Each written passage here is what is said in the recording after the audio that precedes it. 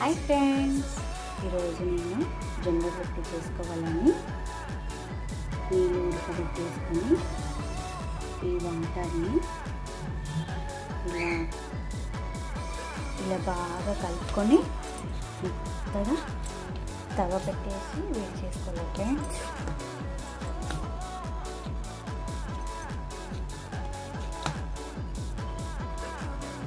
ఇలా పిండి తీసుకొని కొద్దిగా పిండి తీసుకొని పిండి పౌడర్ వేసేసుకొని పైన ఇలా కొట్టాలి.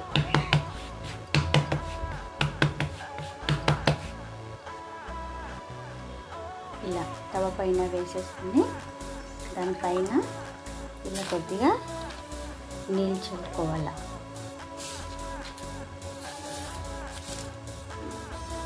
వేడి వేడిగా జొన్నల రొట్టె రెడీ.